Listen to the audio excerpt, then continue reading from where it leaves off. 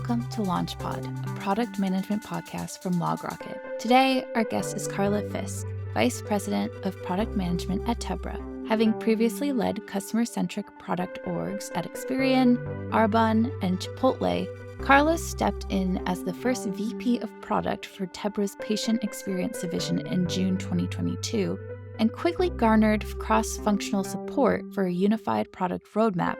On today's episode, LogRocket's VP of Marketing, Jeff Wharton, talks to Karla about her experience with mergers, the significance of communication, objective setting, and focusing on outcomes over outputs, and the product placement strategy to provide and communicate projects effectively across departments to minimize escalations and align organizational objectives. So, here it is, our conversation with Karla Fiske. Hey, Karla. So happy to have you on today. Thanks for joining. Thanks so much, Jeff, for having me. Yeah, this is fun. I'm stoked. I feel like you've been doing a lot of stuff with us lately, but I'm really excited for this one because I finally get to sit down with you and chat through some stuff. I think we're gonna hit some cool stuff. But I think first, I always used to shy away from this question because it's one of those, just seems very boilerplate. But at the same time, we've realized product was not. I mean, when you and I started out, like product was not something that they didn't teach in college. It wasn't what it is now. So everyone has a very unique path. So like, how did you go from, how you started your career to where you are now? What was your path into product? Yeah, great question. I started out knowing I wanted to be in the digital space, but didn't have any awareness of product management. I started as a data analyst working for a hardware software company, then moved into the automotive space doing more data analysis. I think back on that time and I'm like, man, I didn't really like it, but I did it. We've all been there. Right? Yeah. Great peers, like fun company, but I didn't really love the job. And then I was kind of I definitely had some self-selection into, hey, there's things that I want to do differently. I'm not quite sure. Let's do some exploration. And then I had really my leader's leader was interested in moving me into an account management role and then into a web project management role. And so I just was moving around in this automotive.com company and was finding like, okay, I really like this mix of business problems and digital solutions, and like somewhere in between all of that intersection was interesting to me. And they brought in a new CMO a couple years into this automotive journey, and they started hiring a couple of new leadership, and they brought in a director of product, and he was there to build a team.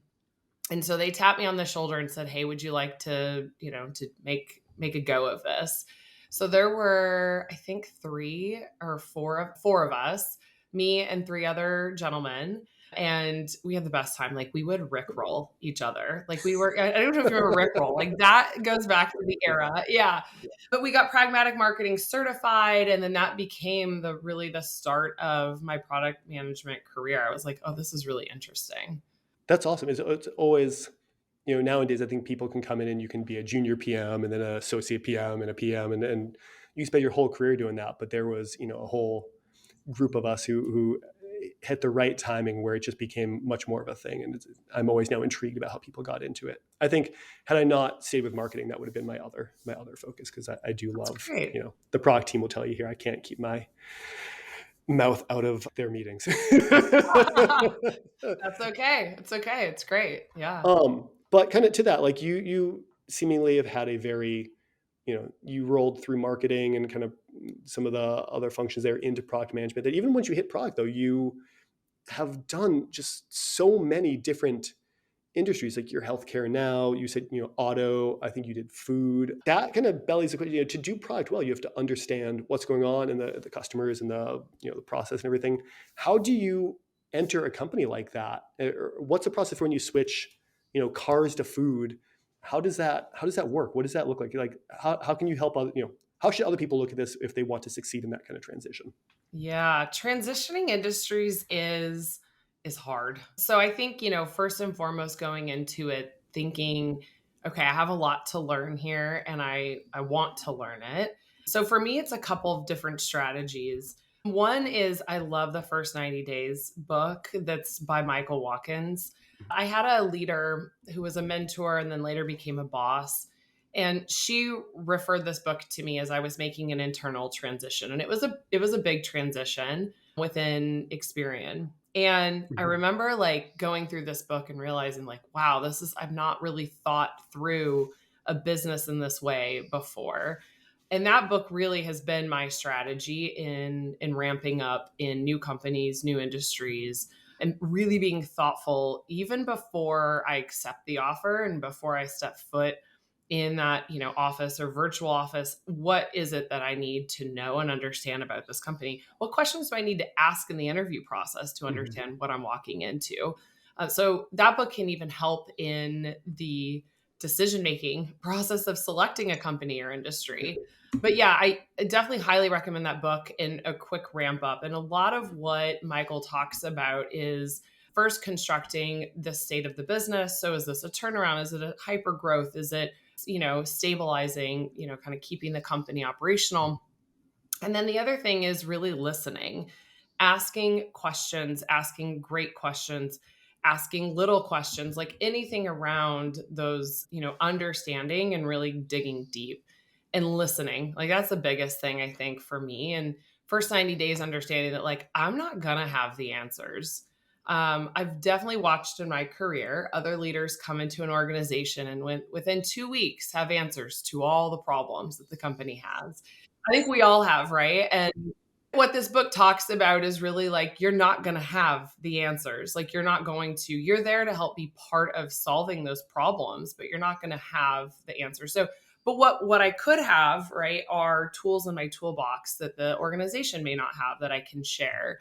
But being really careful to prescribe solutions when I think I have most of the information or a lot of that Mhm. information. So, yeah, building internal networks is huge. For me, this was really finding my subject matter experts in the organization and really going deep with them. So building those relationships of like, they know everything, right? Mhm. And so how do I foster those relationships and make sure that I'm using and not abusing them, right? And making sure that they feel like this is a valuable relationship for them too.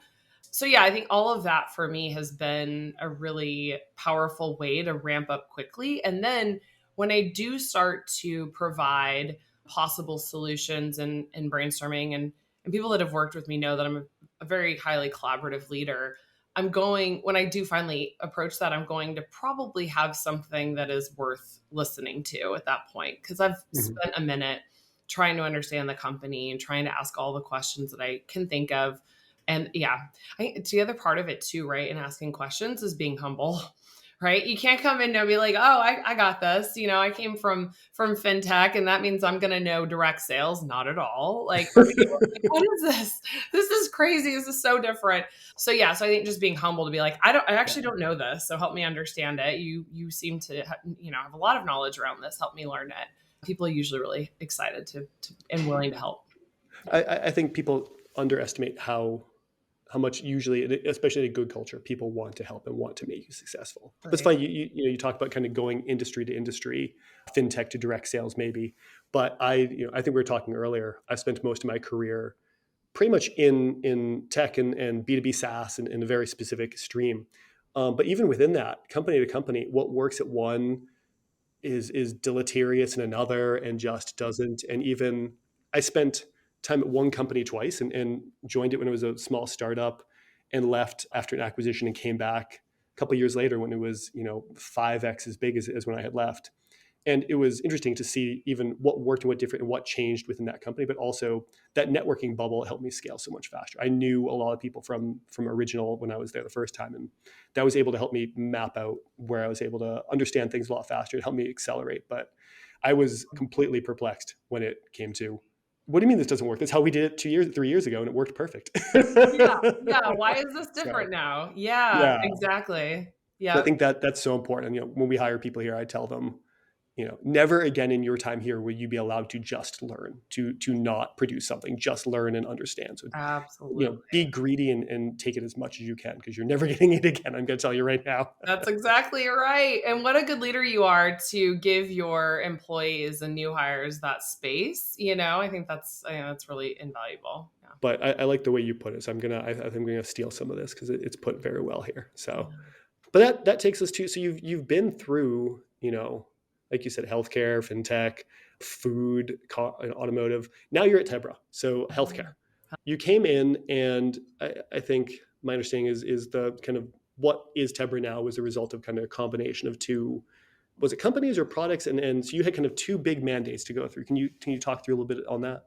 Yeah, so Tebra is a company that is through a merging of two companies. Mhm. So Cario, which had been in the space and really like supplying billing companies, revenue cycle management software, and really they were finding that there was this opportunity on not only patient engagement but also patient acquisition and sort of the up funnel for small to medium sized providers.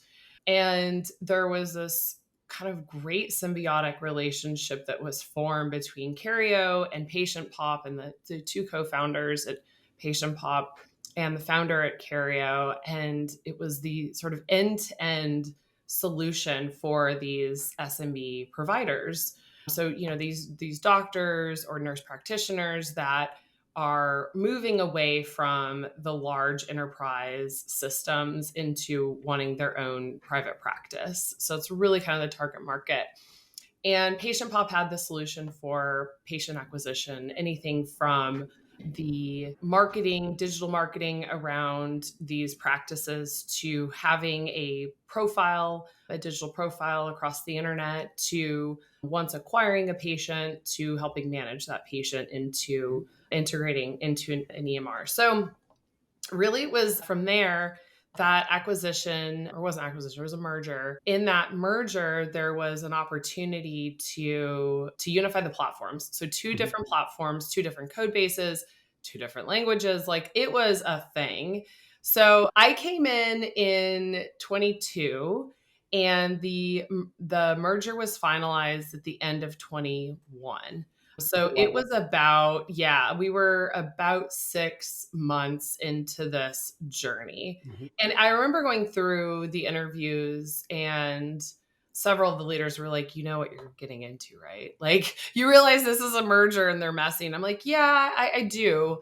I had been at Experian, and maybe we'll touch on this later, when there was this combining of two organizations to create a contact center organization. And I got to be part of that. So it was an internal merger.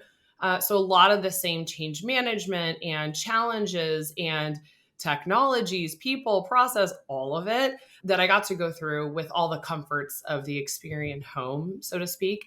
So I had that experience going into this. I thought, okay, this, I can use that and apply that at this opportunity at Tebra. So Tebra was really around unifying these platforms to create a better provider experience ultimately. So I got to lead that. I remember 3 weeks in to my tenure there, we were at this leadership offsite between product and development. And I remember my boss being like, we were going through this unification brainstorm and sticky noting and all this actually. And then she's like, okay, well, this is going to be your program to take over. And I'm thinking like, wait, what? Oh my gosh, I am 3 weeks into my healthcare tech, building of my experience. And I don't have this, I didn't have that really any of that experience coming into this. And so it felt very overwhelming and quite scary to just be transparent and vulnerable. But I also was like, okay, well, there's some reason that she's tapping into me and not others. So I'm going to lean into that. And I think having a fresh perspective coming into the organization allowed for a bit of, bipartisan approach of like, okay, what is the right thing and how do we approach this? So I was able to lead through that and a cross-functional leaders, so leading leaders, ultimately to help go, okay, let's assess this. Like, what are we working with?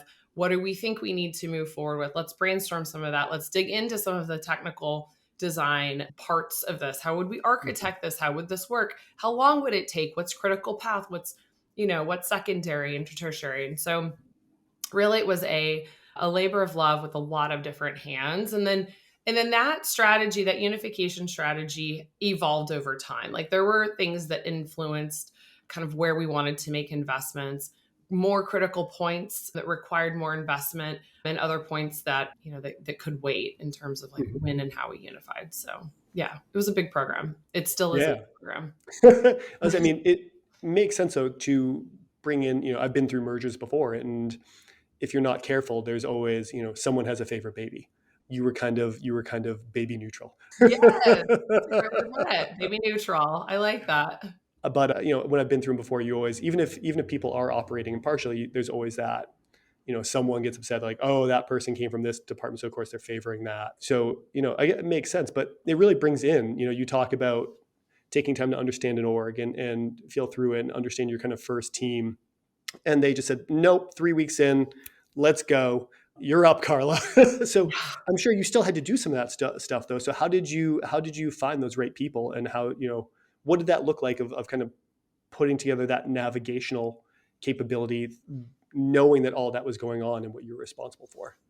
Yeah, I think it definitely made ramping up quite challenging, because it was like, wow, I'm digging into learning two platforms, building the network, understanding, you know, technical limitations and sort of what was at the table, right? Like just understanding some of that. Yeah, I think for me it was an opportunity to, I feel like in my career, I have answers, yes, and I'm gonna know, we're gonna arrive at the best solution, but ultimately the answers lie within the collective. Mhm. I think I really feel like that's where, if we can come together and really kind of crystallize our leadership team, that first team, and really go, okay, what are we working to do, and how do we get there, and what is the answer to this problem? Mhm. And I think the opportunity in this unification program for me was, how do we gel as a first team? And we went through some of that exercise around the first team and doing assessments there. Patrick Lencioni's 5 Dysfunctions of a Team, and then he goes into another program around building that first team mentality. And so we were also amidst some of that, because remember, we were 2 different organizations coming together. So like we've got leaders that are like, exactly, like this is my thing and this is my thing, right? And so having to blend those leadership teams, I was definitely more of that glue that kind of combined teams and help collaborate together. So yeah, I think for me what it did too was that it also sort of delayed some of the details, because it was like big picture and strategy and like tackling some big things, whereas smaller details within, just the platforms were like, I'm not sure of that yet. Like I haven't had a chance to dig into that yet, and that was really hard as a leader, to not have answers to detailed questions. It's like, well, you've been here 6 months. It's like, yes, but I've also been focusing on bigger things and those strategies. And so, yeah, so it kind of delayed in some of those areas as a result. Interesting. Yeah, I mean, it definitely makes sense when you have both sides. You can be like, I think the glue to bring it together is a great metaphor there. And I wonder, I'm sure your onboarding looked different as a result of that, but I wonder if that's a good way to do it. Just complete trial by fire. Here's a huge Oh, must-do project, and just go. And it's yeah. kind of forcing function. It definitely was the time. Like there wasn't this opportunity to slow roll that, like, oh, you've got 60 days to settle into your role and then you'll start a program. It was like week 3. So it was like, cool, button up, here we go. But then it was really, it was amazing. I think for me, I tried to prioritize building those relationships, especially with my specific squads. And so Mhm. really building those. And it was interesting, because yes, it was sort of the us and them, or them and us, right? And to be that in between was a really great place to be. And then it was like, hey, there's a lot of really great people across the board here. Like, let's come together. And, so Yeah, I don't know. I think it definitely it definitely was challenging, Mhm. from a professional, even a personal level. It's like, oh my goodness, like this is a lot, but yeah, but A- exciting. And through that, was there, what did success look like? What was, was there a North Star metric you were tracking, or a set of them, or what was kind of guiding you on that? With unification, it was a little tricky, honestly, Mhm. to have a North Star metric. I mean, like many B2B SaaS companies, we're operating off of, NRR and ensuring we keep our customers, you know, loyal, right? We want loyal paying customers. But I think it was really around in unification, it's a little different because it's like, well, we want to create a platform that not only our customers, need, but also that they use, right? And that utilization of these really kind of seeing through the ultimate merger vision, which was an end-to-end platform that providers can use. So how we, our how we got there really was through creating more of these seamless interactions instead of like one platform to the other platform, right? Like how can we integrate and create a more seamless interaction? So I think for us it was and getting really clear on that with leadership it was tough. Like I Mhm. think we went through a couple of rounds of that, and if you were to talk to my peers and interview them, they'd probably say like, yeah, it was tough to get there on, really what are we aiming for, what does Mhm. success look like. So we started to chip away at that. So a few things were for us that we wanted fewer products to manage, which sounds Mhm. interesting. It's like, wait, that's weird. But really, what we had, and the reason why I was one of the, why I was the chosen product leader over this space was because the patient experience products in the two platforms were overlapping.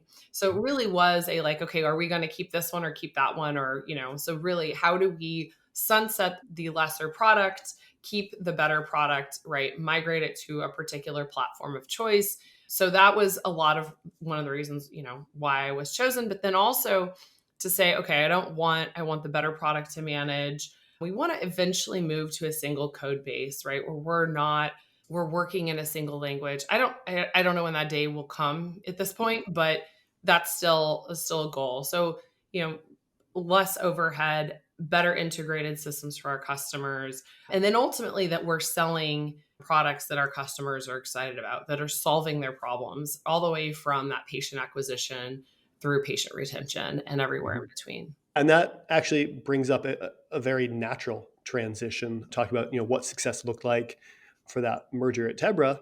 I would try and summarize this point, but I've heard you talk about it, and you've done it far better than I can. So I'm just going to leave it to you. But you've talked a lot about outcomes and outputs. They're different.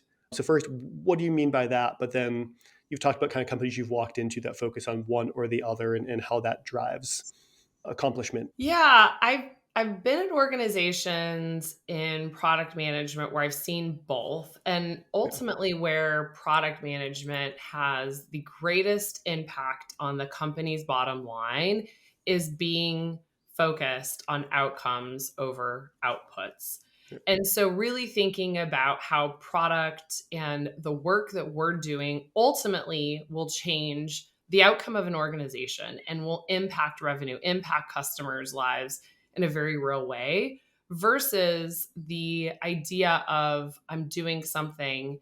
So I've output a project, a program, I've launched something, and that's, I've checked the box and I can move on. Mhm. I've been at a company where, in particular, a company that had really big digital growth, and they were in it. Like this was the hockey stick growth of time for them, and they had done a really great job of building a digital ecosystem. Like they built it, and people came, right? Like they were ready, and it was great because a lot of those critical operational foundations had been set, which was exciting. I think the opportunity, though, in this particular organization was we weren't really measuring outcomes. So these projects would launch, these programs would launch, and then there would be like, okay, we're moving to the next thing, and let's launch the next thing.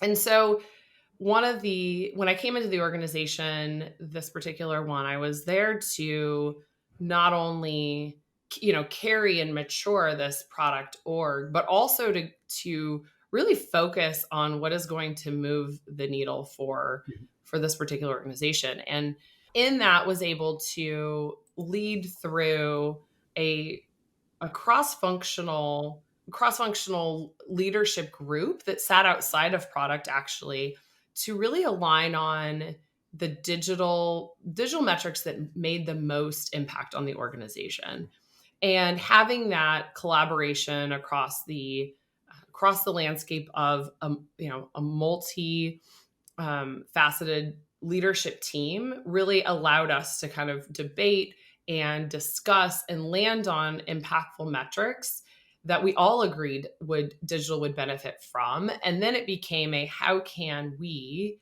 achieve those metrics? And really, like, Marty Kagan talks a lot about this in his Empowered book, but I think once it's like there's this North Star metric and there's these outcomes that we want to achieve as an organization, it becomes this enabler, really, to say, okay, teams, this is the metric you get to move. How are you going to do it? Versus the, hey, this is the thing you're going to go do, right? And the output that I need you to achieve. So those are very different. I think a product team that is empowered has a metric that they're chasing and they're obsessed with, and they're constantly trying to hypothesize and then validate or invalidate, right? Those hypotheses through different actions and experiments to then go, okay, wait, we know how to move this metric, and we're making progress towards that, or we need to retool and rethink how we're getting there. And that, I think that empowerment is what product managers and really help fuel them. So yeah, so I've been at both. I think it's been an opportunity to really reset in product. And so, as I mentioned, there was an opportunity to, build this kind of cross-functional leadership team. And once we did that, there's an opportunity to then, from this up and out, be down and in. Mm-hmm. And in that down and in, really focusing back with the team to say, okay, these are the core metrics that we want to change. How do you see an opportunity to change them?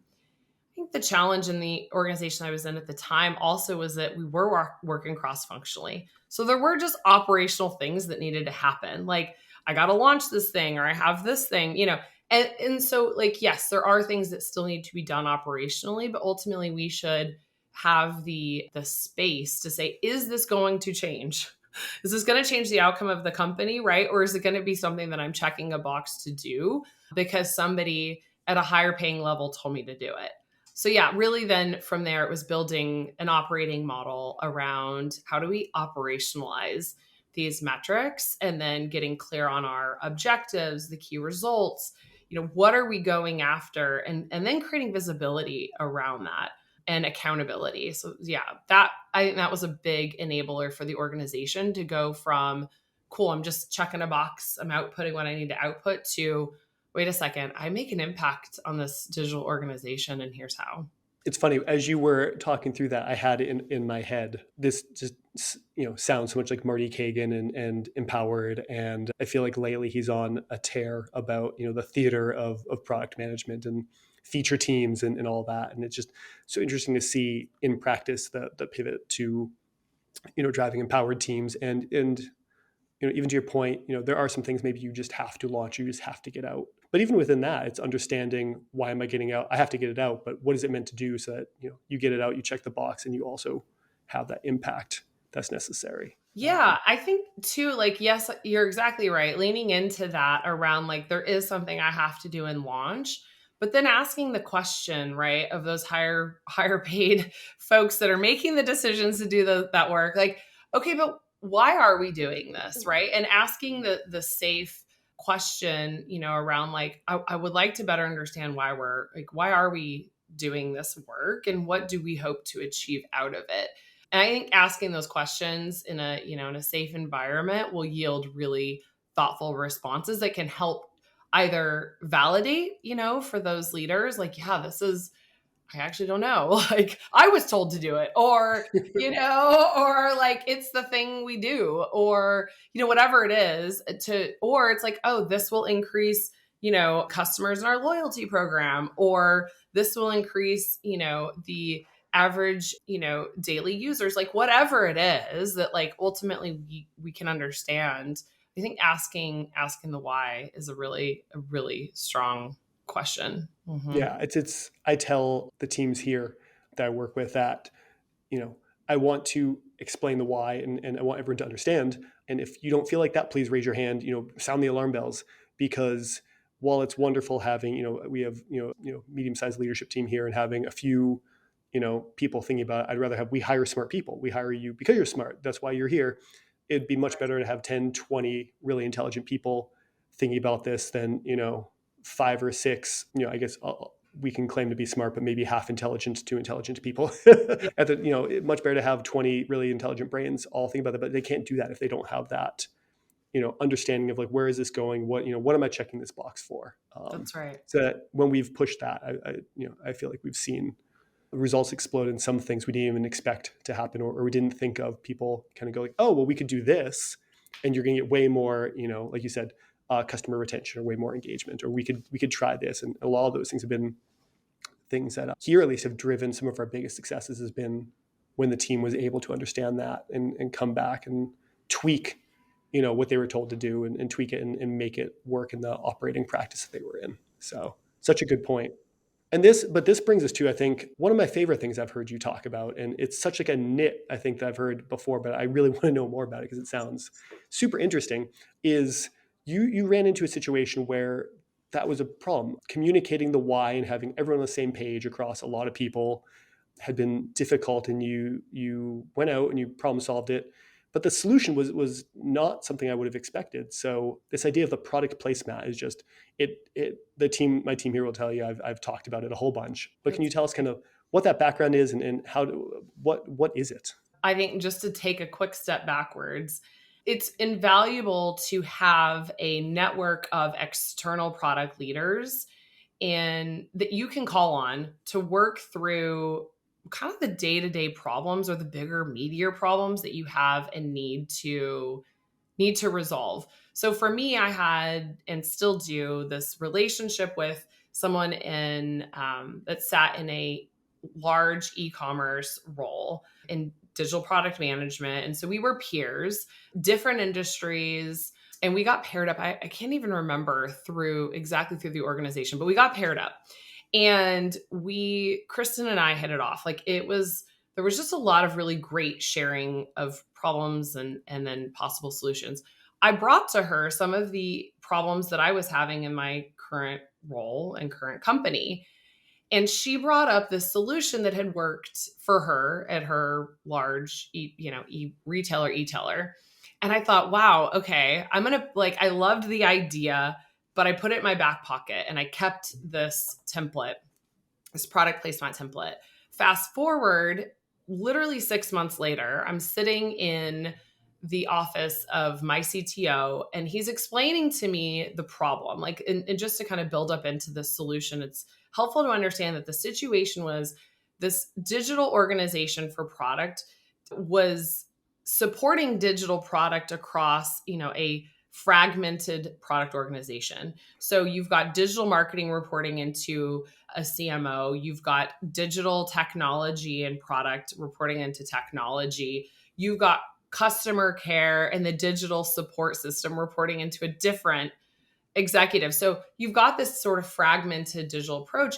And in all of that, you've got all of these people needing things, right? All these executives and different functions that need digital solutions.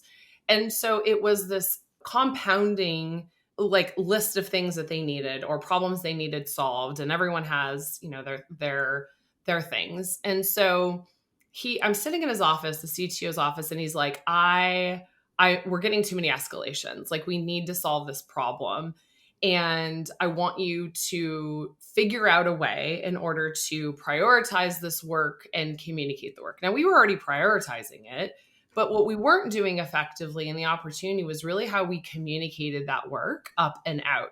And he also brought up a point of like, do you have a forum by which people could debate these things across all of the digital stakeholders? And I thought, no, I don't. I built these amazing relationships throughout the organization, and I was definitely the bridge builder, but I wasn't creating a forum to have all of that collective conversation. So within a week, I was like, I have the tool. I pulled this product placemat out and reformatted it. I personalized it for the organization that I was in at the time and took a go at it. And really, this was a progress over perfection. So pulled together a list of key results at the top. What is our ultimate objective? And then how are we going to get there? And so what a product placemat is and how I've utilized it is to compartmentalize the work that needs to get done in order to achieve the objectives and key results. So an example of some of this is, you can have like certain business as usual things that need to occur, right? There's certain campaigns that always need to launch, or a loyalty program that has to go live on a seasonality.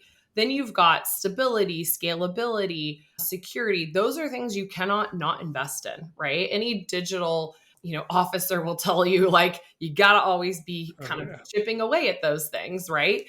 And then you've got these new opportunities, these things that will come up that are like, oh, this is super hot. Can we move fast, right? And then you've got bigger programs that need to be chipped away at. And then you've got things that are like, well, I'm thinking this might happen. Like, we might have this big partnership. We might have this big program. We might have this, secret thing that's coming. And then you've got work that ultimately month to month, you're like, we deprioritize that. It's not as important. So this product placemat really allows for that kind of, it's a one sheet view at all of this work at a super high level. So it's, it has been transformational. So I went from having these escalations up to the CTO to within 3 months of meeting monthly, having virtually no noise. There was no escalations. There was now this monthly meeting where we could talk about what was coming on the placemat, what had launched, the results of that launch. And this ties back to outcomes. Like, this was the forum that I could hold my team accountable to saying, hey, you launched this thing 3 months ago. Let's talk about how it's doing. We launched it last week. Let's talk about how that's doing. And really to say, like, hey, marketing, you wanted us to launch this really cool new thing. Here's how it did. Like, or give them the forum to tell us how it did, right? What were the impressions? What was the conversion? How did the funnel look? And so it really was an amazing tool in order to kind of level set across all of digital, gain that alignment, and be very clear on what our key results needed to be and how we would get there. I love it. It's so fun. And for people listening, we locked into a copy from Karla. So we'll link it in the notes if anyone wants to check it out. But yeah, I mean, I love how that just ties together everything we've talked about how do you understand what's important in an org? How do you understand who's important? And to do this placemat, right, you have to have the right people. You have to bring them together and understand their priorities. You have to understand outcomes, not just outputs. Exactly. So such a good model.